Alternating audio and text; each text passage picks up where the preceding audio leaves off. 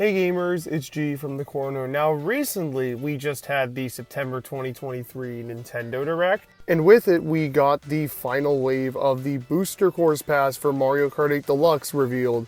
And, well, we saw a little bit, but honestly I think that's enough for me to not really even predict, but honestly just kind of call the rest of the wave right here. Yes, these would normally be, Booster Course Pass predictions, but really based on all the evidence from datamines of this game and Mario Kart Tour, I can practically confirm all these tracks with almost 100% certainty. I literally, no doubt in my mind that I know all 8 tracks coming to the final wave of the Booster Course Pass.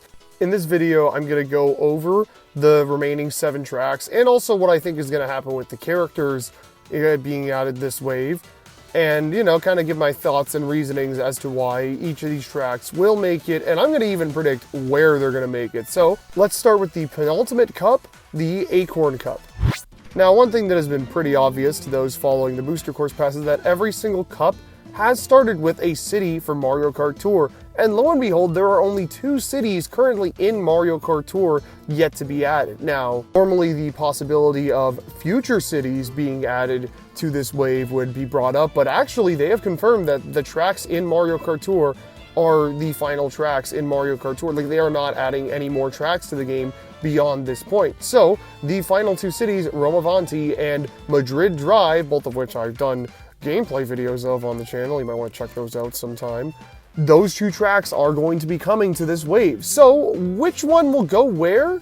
Honestly, that's kind of a tough one. Really, I think whichever track is more complex is going to be the one they save for the final cup, and the less complex one will be saved for this cup. But honestly, both tracks have quite a bit going on. Madrid has a lot of locations you go through, while Rome has a freaking Colosseum with chain chomps everywhere. So, it's kind of a tough one for me to predict, but you know what? I think I'm going to put my line in the sand. The Acorn Cup will start with Madrid Drive. Now, Madrid Drive in Tour is, another kind of standard European city track set in daylight, but I don't know, it's got its own vibe. The tiling is all very white and gray. There's, like I mentioned earlier, a lot of cool set pieces you go through. You go through a freaking soccer field at one point with Goombas in little Karibo shoes kicking soccer balls around. It's great stuff. It's great stuff, and I think it will make for a great opener to this wave. Now, for the second track, I'm going to say we're going to get the track Nintendo has already confirmed themselves, Wii Daisy Circuit. Now, why here? Why so early in the wave? Honestly, just because of the simplicity. Compared to the rest of the tracks, I believe we're getting. I think Daisy Circuit is by far the simplest, and usually they tend to put like the simplest retro track at the start or the second track of the first cup in the wave. Last wave it was Daisy Circuit, which was the only track that wasn't from a Star or Special Cup. The wave before that was Riverside Park, a Mushroom Cup track in its origin game, Toad Circuit, Boo Lake, SNES Mario Circuit 3. These are all very simple tracks, and I think compared to the grandiose nature of the other tracks we're getting, Daisy Circuit is the simplest. First of all, it is just a circuit, but it's got the dockside theme going on. It's very chill. It's got a different music track than the other circuits in Wii. It's a very, very good track, and I'm really happy that it's coming back. I didn't expect to see it in 8 Deluxe. Even though it came to Tour, I was like, you know what? I think they're going to skip out on it for a few other datamine reasons. I have another track we'll mention later. But very happy to see that it's here, and I think 100% it's going to slot in as the second track of the second cup. Now, next up is the first retro track I'm just straight up calling that they have not announced yet, SNES Bowser's Castle 3. This one's another pretty easy one to predict, in all honesty. It's in Mario Kart Tour. It looks like it was literally made with anti-gravity. Instead of being a flat track like every other Super Nintendo remake in Tour and 8 Deluxe, they've given it elevation like the GBA tracks. It's got a lot going on. It's got some new hazards, some new level design things. It looks really, really fun, honestly. I played it in Tour. It was pretty cool in there, and I cannot wait to see it here. No doubt in my mind it will be the final SNES track. We haven't gotten one since Wave 2, and datamines suggested we were supposed to get one in Wave 5, so like 100% it's going to be it, and I'm very, very excited for this track. We haven't gotten a retro Bowser's Castle in Mario Kart 8, so it'll be nice to finally have another Bowser's Castle in this game. Now lastly, to wrap up the Acorn Cup, I'm calling Tour Piranha Plant Cove. Now, most of the cups in the Booster Course Pass have ended on tour tracks as well as starting on them. And, you know, a lot of the times it's either a city track or a Nitro track. And there are actually 2 Tour Nitro tracks. I don't think both of them are going to end the cups this wave, but they're both definitely getting in. So then why is Piranha Plant Cove here? Why isn't it in the Spiny Cup? Well, unlike the Nitro tracks of Mario Kart Tour, this track actually utilizes the city format where there's multiple different routes and such for the track. I think it'll end the cup simply because, you know, those kind of tracks either start or end cups. I don't think they'll save this one for the other cup. It's pretty grandiose. There's a lot of routes, and I mean, honestly, I'm kind of worried how it's going to play in 8 Deluxe. There's a lot of sharp turns in the tour version of the track, specifically the first variation, but, you know, hopefully they'll translate it well. If so, I think we got a stellar track on our hands. Very excited to see how this one turns out. And with that, we move on to the Spiny Cup with the final city track in Tour and 8 Deluxe, Avanti. This one's pretty fun. It's another European city track, but for once, it's not set during the middle of the day, so it kind of has a bit of its own thing going on. Obviously, it's, you know, middle of the night, you know, kind of lively, but still pretty calm city. It's nice and chill, although there is obviously the center attraction, the Colosseum, which you go through multiple times. At one point, you're driving around it in a spiraling motion, another you're driving through it, going up against some chain shops. It's pretty cool, honestly, and I'm looking forward to seeing it in 8 Deluxe. I think the music also isn't that great in Tour, honestly. It's a bit too chill, and the midis don't sound too good, so I hope the big band really does this composition justice when the track comes in. Okay, now next up, we have another GameCube track. Now here's the thing. There have not been too many Double Dash tracks in the Booster Course Pass so far. If you looked at datamines, though, you would find that there was actually supposed to be 4 of them, and they kind of, like, pushed one back. We were supposed to get one from every wave 3 to 6. But then, you know, they just didn't have one in wave 3. We got one in 4, which was supposed to be the one from 3, and then we got one in 5, which was supposed to be the one from 4. So now here we are in wave 6, and there were 2 slots left, but one of them, I don't know, I'm not feeling so confident in one of them anymore. See, the 3 GameCube tracks in Tour are DK Mountain, Dino Dino Jungle, and Mushroom Bridge.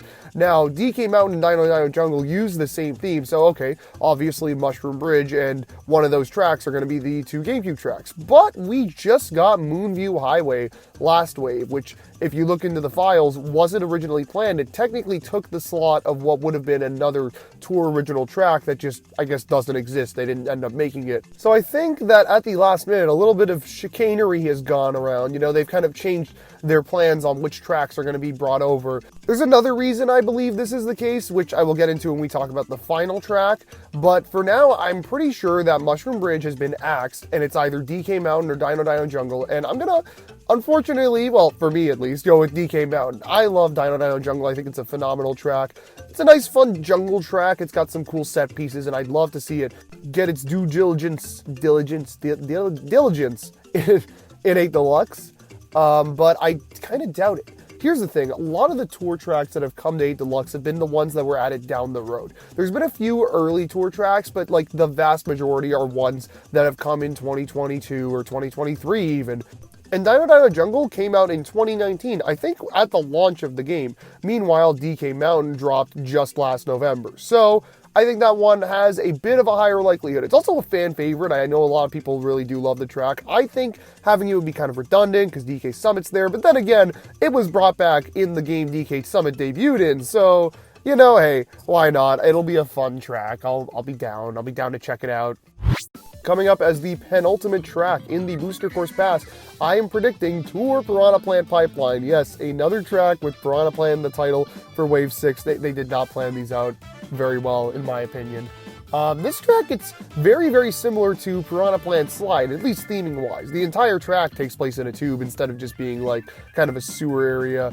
It's interesting. It's not like super great. I mean, like, it's a fine track. It's got some interesting set pieces. What'll really make or break it in 8 Deluxe for me is the size of the track itself. You see, like, a lot of the tracks in Wave 5 kind of weren't sized very well. They ended up being a little bit too small for my liking. So hopefully, Piranha Plant Pipeline and the rest of the tracks in Wave 6 are sized better. I think Pipeline will be pretty fun, honestly, if it's sized properly. Not like anything crazy or something, but, you know, a a nice, alright track, an interesting gimmicky track. It's got very good music. I'm really excited to hear some crazy electric guitar cover of the song when it eventually comes to the Booster Course Pass.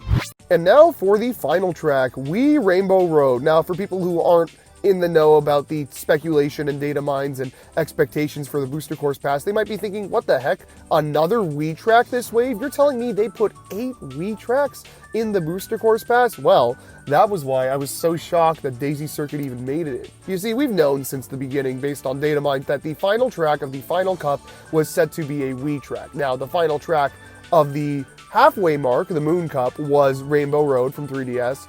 And so, you know, if we're getting a Rainbow Road halfway through, obviously we're going to get one at the very end. Like, why would you do that ahead of time and not have one prepped for the end? And lo and behold, Wii Rainbow Road is in Mario Kart Tour. It's the only other Rainbow Road aside from the Super Nintendo ones and the 3DS one. So I have no doubt in my mind that it's making it in as the final track in the Booster Course Pass. I'm honestly very excited to play this one. I remember being a very, tough as nails Rainbow. It's the classic definitive Rainbow Road to me. All the ones in 8 Deluxe kind of don't really fill the bill of that kind of Rainbow Road. You know, we have the one that comes with 8, which is like pretty generic and easy. I'm not really a fan of it.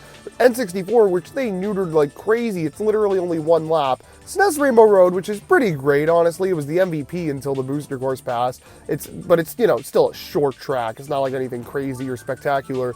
3DS, which, while, spectacle, it's a section track, there's so much going on. It's not really very long, actual, time-wise, and it's also not very hard. Meanwhile, Wii Rainbow Road is one of the longest, hardest, if not the longest and hardest track in Mario Kart Wii, much as how Rainbow Road is in that game, and DS and Double Dash. Any of those are kind of interchangeable, but I have a lot of nostalgia for Wii, obviously, so, there's a preferred pick here. Very happy to see this one get in. This one, literally, if I had to bet any of the tracks, aside from, the tour ones, this would be 100% I expect to see get in. But that is not all, actually. You see, we've been getting characters the last few waves, and we've already seen 4 characters shown in the last reveal trailer, but hang on a minute. The character select screen only showed spaces for 2 characters. Where are they going to go? There's been numerous theories going around on how they'll exactly dole this out to make the character select screen still look nice. Some suggesting these are the only characters we're getting, but a lot of them being like, hey, we're probably going to get another row or even column of characters. Here's my guess. We're going to get another row of characters, which means that there are actually 6 characters that haven't been announced yet. Now, if you look at the characters that are in tour, well, there's quite a few, interesting ones, interesting skins. I really think there's only 6 that we actually need in 8 Deluxe. Those being Nabbit, King Babam, Charge and Chuck, and Poochie.